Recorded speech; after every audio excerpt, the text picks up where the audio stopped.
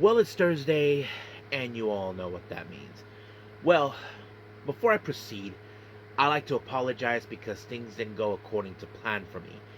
As you know, when it comes to Thursday, we follow TNA and Ring of Honor, which are the top priority above everything else. However, I made a huge mistake on that. Basically, there was no Ring of Honor due to AEW Collision. So we're going to focus on that on TNA on this particular episode. But if you guys saw my last episode, I did mention about New Japan. Well, I apologize. I did not have time to check that out.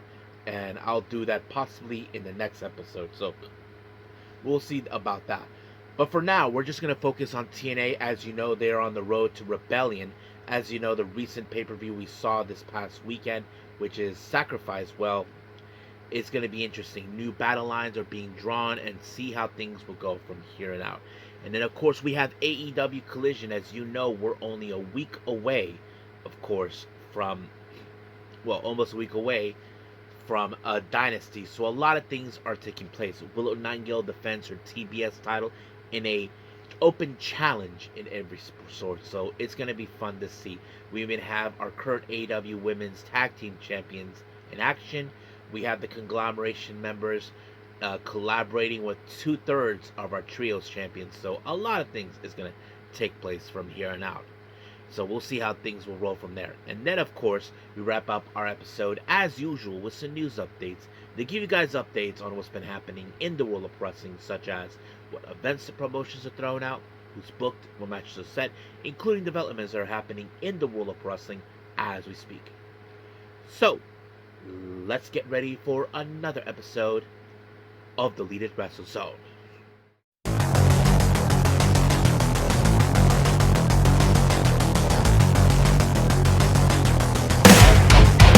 Are you ready? Get up, get up! Get up, get up! Get up, get up! Get up, get up! Get up, get up! Get up, get up! Hey everyone, welcome to Deleted Wrestle Zone, all things that is pro wrestling with AEW, NXT, New Japan Pro Wrestling, TNA, the National Wrestling Alliance, various promotions, wrestlers, matches, and championships. I am your host, J-Rod here. So, if you are new to the channel, welcome. This is a channel we do a lot of pro wrestling reviews from various promotions, not only here in the United States, but also in Japan, Mexico, Canada, Europe, the UK. In the world of wrestling is not as big, but it continues to grow. We also, of course, do discussion videos, talk about various topics such as the wrestlers themselves, the promotions, factions, storylines, whatever we want to talk about. We also, of course, do more news updates. If certain information has been unable to be on this episode, we can put it on the next one or on a separate video by itself. We also, of course, do some real-time news updates to keep you guys on alert if something has happened in the world of wrestling that needs to be addressed ASAP. We also, of course, got the Unagi Sayaka Watch and various other cool wrestling content as well. So if you like what you see, please subscribe to us and click on that subscribe button. You'll be getting a lot of daily reviews and other cool wrestling content as well. But if you like this episode, please give us a like on the like button or a nice comment in the description down below. Now, enough of the jibber jabbers, so let's get started. So, let's begin with TNA.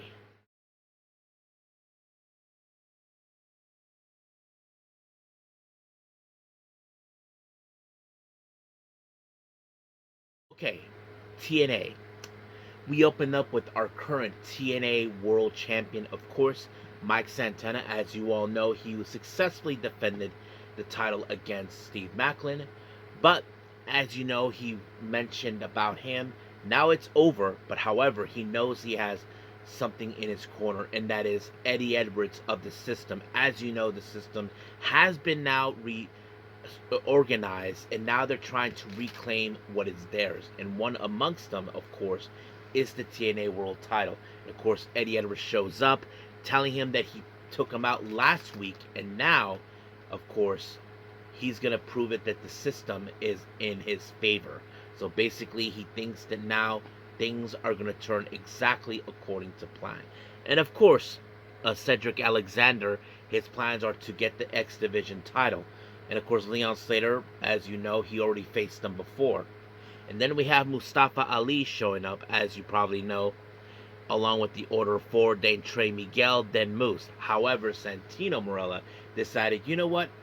I'm going to set up a match for all of you. How about we have Moose, Mike Santana, Leon Slater, and Trey Miguel teaming up to take on, of course, Eddie Edwards, or as he called him, Edward Edwards, Cedric Alexander, and of course, Mustafa Ali and Agent Shiro, and they ended up in the match. Now, of course, when it comes to this type of match, we know exactly what's going to happen. Of course, we had Tweedledee and Tweedledum on the outside of the ring, try to ensure this match will go in their favor, and that's exactly what happened. But however, we did not anticipate how this was going to go.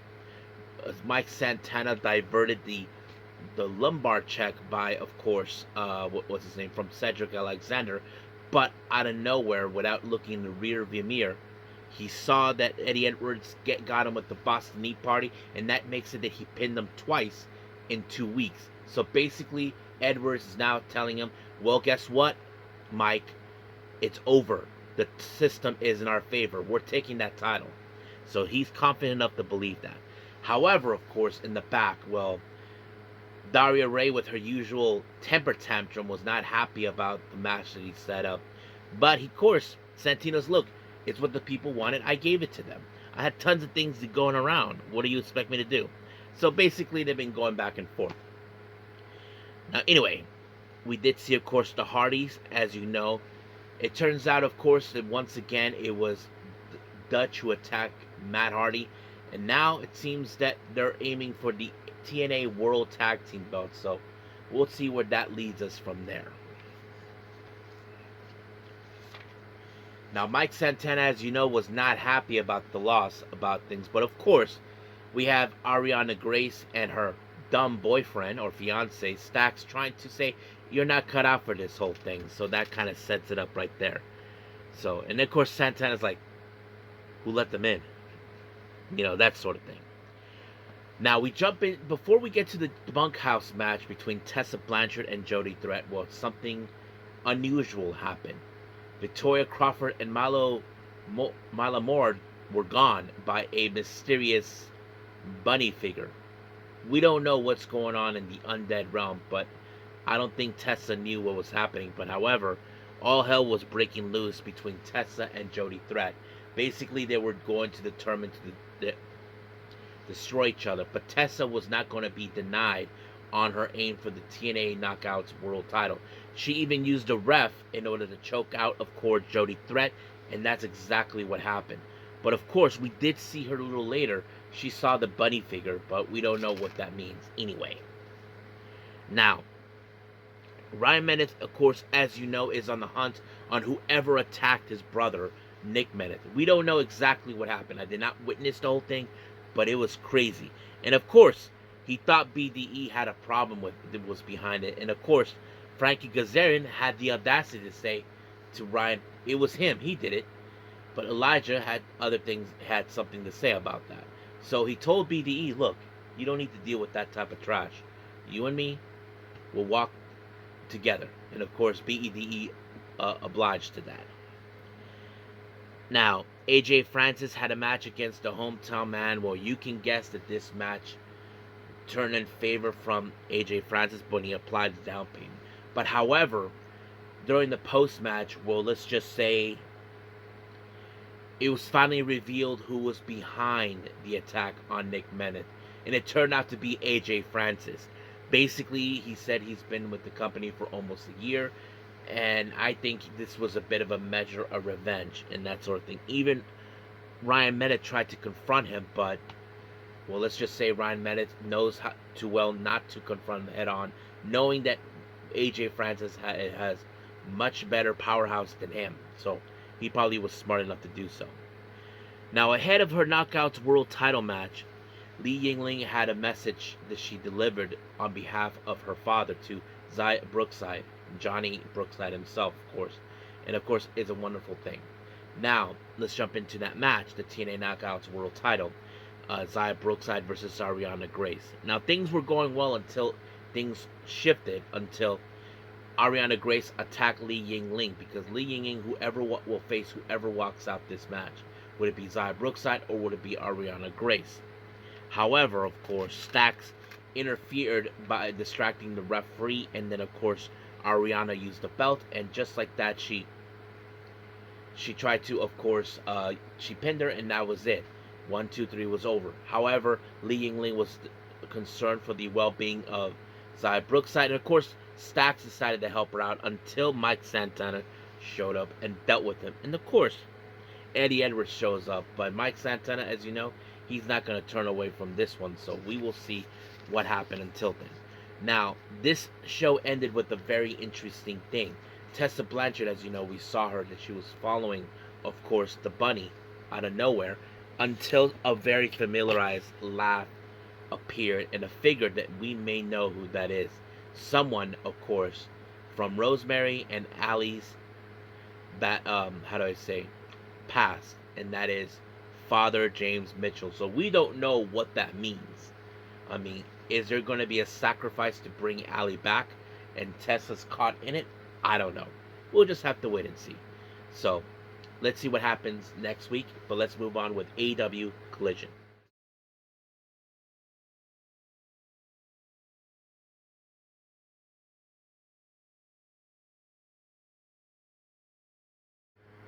Alright, AEW Collision.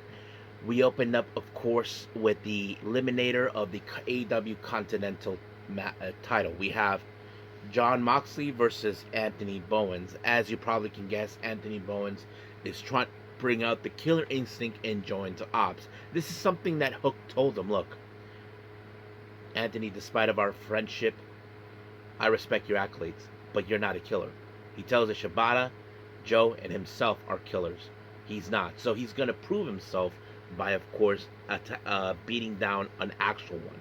But there was a moment, I don't know exactly what Hook would think, but he brought out a chair in hopes to use that, but it failed. But in the end, of course, Anthony Bowens ended up on the wrong side of the Death Rider, and just like that, 1, 2, 3 was over.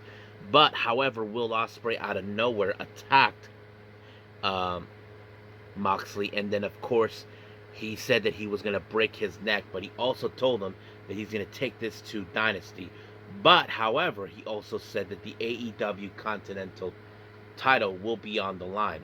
Now, here's the best part about that. I think it was a smart move on a couple of fronts. The reason is I say it's a smart move.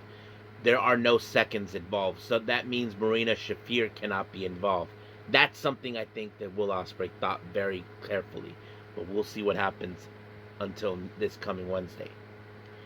Now, we did have the Divine Dominion in action, taking on Ava Lawless and Kristara. Well, this match, you can guess that Divine Dominion picked up the win when they applied the Divine Intervention on Lawless, and of course, Cross was the one who picked up the win. 1, 2, 3, it was over.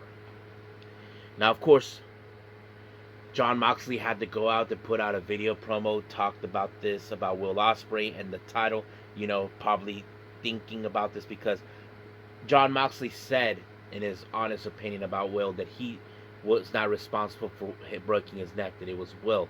Kind of like the kind of thing we heard back in the past with Vince McMahon when he said Bret Hart screwed Bret Hart. He's saying that Will Ospreay was fault, but now he's not happy with the fact that he was expecting for him, of course, to challenge him at Dynasty, but what he did not anticipate is the Continental title being in play. So that's something he did not anticipate, so we'll see.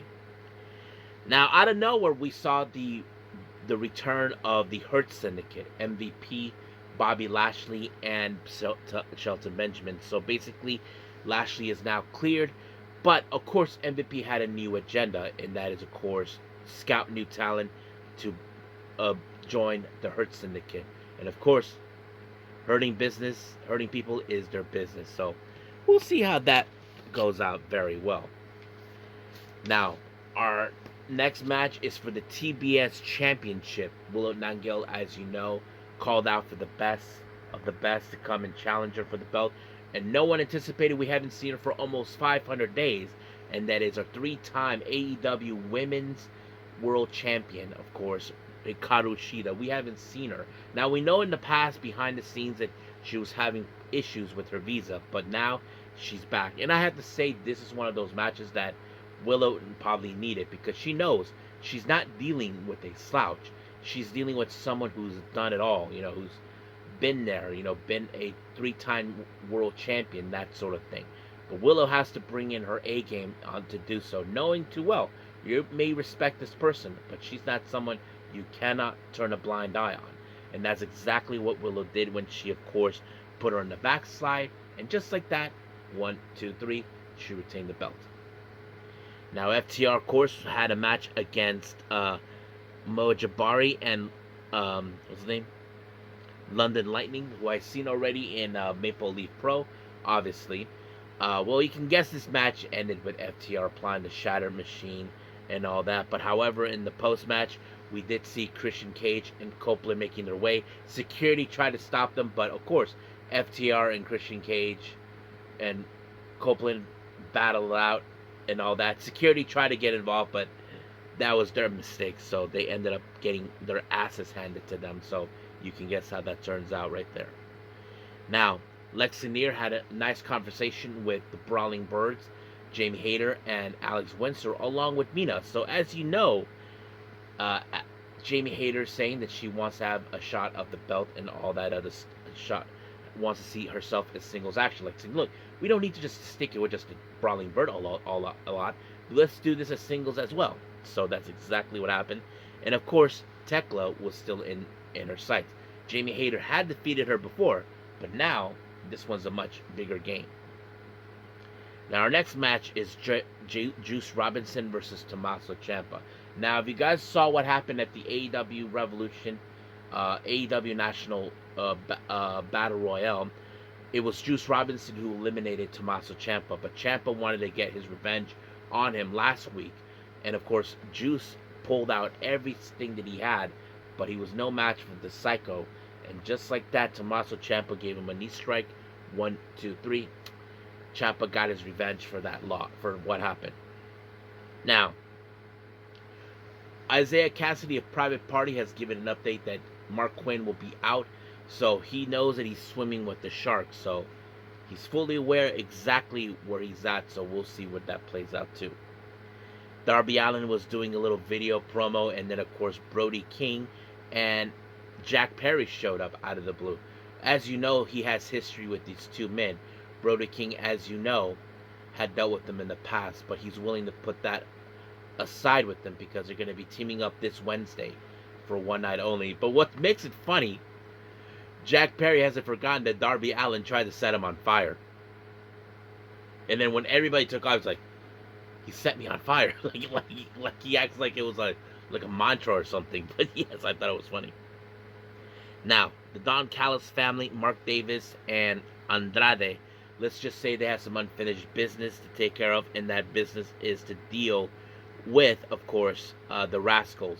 They're blaming the Rascals for what happened to Kyle Fletcher, so you can say how that's going to turn out. And of course, they did got a bit of the measure of revenge when Andrade applied the DM onto Zack. However, of course, of course, we did see there was going to be a beatdown on the Rascals, but Myron Reed took everyone out of the Rascals, took everyone out of the Don Callis family all by himself. I don't think anybody anticipates that, but it was a fun match. Now, as for our main event, we have members of the Dogs, Clark Connors and David Finlay, teaming up with the Death Riders, Wheeler Yuta and Claudio, to take on the conglomeration, Orange Cassidy and Roderick Strong. They team up with 2/3 of the AEW Trios champions, Mystico and Kevin Knight. And I thought the match was pretty well. But of course, we know how dangerous both the Dogs and the Death Riders really are, and that kind of plays out pretty well. But in the end, we saw a bit of a repeat on how, of course, Mystico and Kevin Knight won their Trios belt. They were able to isolate, of course, Mystico put Claudio in La Mystica, and then of course Kevin Knight applied, of course, the UFO from a long distance on Wheeler Yuta, and just like that, 1, 2, 3, it's over. So it was a fun match. I have to say, it was really good. I have to say, I liked it. So that's pretty much what happened in AEW Collision. So let's move on with our last and final review, and that is, of course, I mean, not our last review. I mean, our last and final thing. My bad.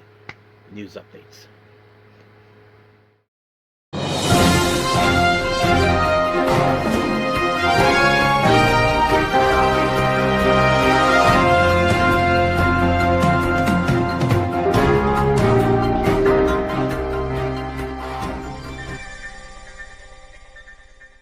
Okay, so welcome to our news update. So let's begin, of course, with upcoming events. Now, on the 11th of April, Reality of Wrestling, which is the school and promotion ran by Booker T, of course, their show's called The Last Stand. They just announced Skylar Ray, who, as you all see her on NXT, of course, and LFG, will be making her debut. AEW Dynamite has announced for the 0 hour in Dynasty, Alex Windsor will face off, of course, Marina Shafir. Now, this tells a very interesting storyline. For all those who know this, Alex Windsor is, I think she's married. Yeah, I believe she's married to Will Ospreay. So it's like saying, I'm gonna get revenge for my husband, that sort of thing. So that says it all. As you know, we have the Las Vegas show from Ladies Night Out, 16. They'll happen on the 16th. They just announced Lacey Lane versus Vipress. Progress Wrestling for the Las Vegas show on the 16th of April. They just announced the first round match for the Super Strong Style 16. We have Ethan Allen versus Leo Rush. Then, of course, we have the Future Stars of Wrestling has announced for a WWE ID showcase that will happen in Las Vegas on the 16th as well. Timothy Thatcher will take on Sam Holloway as coach versus, of course, Prospect. Then we have, of course, Fallon Gray versus Arika Demia. So that's pretty much right there. The Multiverse event by Maple Leaf Pro Wrestling on the 17th of April. They just announced that Shotzi Blackheart will be participating. Then we have Killer Cross Natural Born Killers on the 18th. They just announced Filthy Tom Lawler will be participating, but also announced Graves versus Simon Gotch. Then we have the Spark Yoshi Peruso of America for Lady Luck 2 that will be happening on the 19th of April. This announced Brittany Blake will be there. And then finally, of course, on May 1st, May 16th actually, GCW, the Gateway to the Deaf, they announced Gary J versus Mad Dog Connolly. So that's pretty much what we have for upcoming events. Now on to some developments here. Many of you know there is a WWID prospect that made his appearance, Eli Knight, and then of course we've been seeing him recently on NXT. However, recently, if you guys notice on NXT, they are now going by him EK Prosper, and the reason is that, and I kind of noticed it too. The reason they changed his name was because his name is similar to Eli Knight, and I have to say, to LA Knight, and that kind of similarizes. So LA Knight and Eli is almost similar, so they decided just to change that. So it's understandable, just to keep those things different, so there'll be no confusion.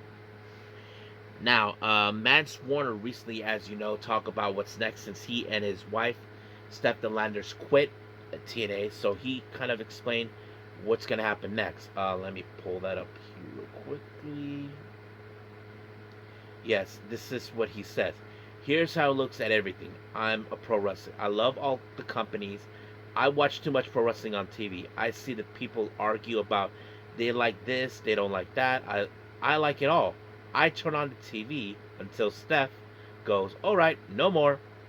And then I go upstairs and I watch WCW from 2001. I'm addicted to wrestling. So for me, WWE, NXT, AEW, I'll go to any of them. There's things that you could do on one you probably can't do on the other. I look at the roster. If I throw some name, I think Old Manster versus Darby Allin would be pretty wild. I think Manster and Gabe Kidd one more time, pretty wild. Old Manster and Eddie Kingston. John Moxley, another one. On the other side, you got Old Manster, maybe Kevin Owens, Sami Zayn. I would love to have a microphone against CM Punk. At the end of the day, it's whatever place wants Old Manser. Be Old Manser. I'm cool with that. So basically, he doesn't care where it would go. I mean, he can see himself having good matches, and I think that's a good thing in my opinion because I mean, do we really care where he's gonna go? He wants to have a good match or do whatever it suits him well. Now, a bit of information on Tiger Mask 4. As you all know, he'll be retiring soon in July. Basically, they announced that he'll be having an event on April 2nd, sort of things like that. But of course, he did say that his retirement has been set, and it's ironically the reason is on July 7th is because, from what it tells us, it's in Court Hall and it's the place's debut, but also ironically, it's the same place where he announces retirement, that sort of thing. So we'll see what happens until then. So I'm looking forward to it.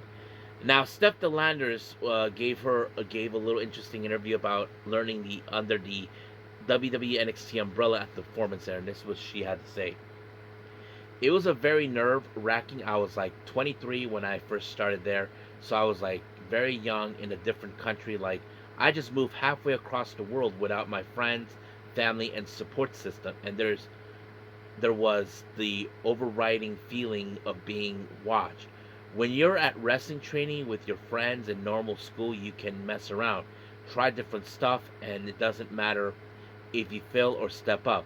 But when you go training in the PC, you know that Shawn Michaels can walk past at any moment, or Triple H can tune into the cameras and see what's going on. So there's the extra level of pressure that even in practice you make sure that you're performing because you'll never know who's watching. It is great to be able to learn from some uh, some people. It's really so yeah. Hold on, yeah, and that sort of thing. It's yeah, so it's understandable. That's what it goes on from that. Let's see. Oh yeah, and whoever I learned from, but it was also stressful environment as well. I get it. If you're gonna have people watching you, it does bring a bit pressure. I mean, in normal wrestling schools, you feel like okay, you can mess around, try to practice what you need to do, see if it works or not. But at the performance center is like something like I don't know if that's gonna be, but yeah. So it's understandable we're hearing some things exactly how things are in the performance center. I'm not saying it's a bad thing, but it's understandable exactly what they're going through. So we'll leave things as it is, and we'll call it a day. Well, I hope everybody enjoys this episode. Coming up, well, as I mentioned before, we may do New Japan and Ring of Honor. I am considering trying to catch up with some wrestling events, such as, of course, the Maple Leaf shows that we had. One with collaborating with Ring of Honor, and the other recently. We'll see how things would go. I'm not 100% sure. So we'll leave things as it is. But until then, I will see you guys in the next DWZ time, same DWZ channel. I'm as bid all of you adieu. So, goodbye, and have a nice day. Bang.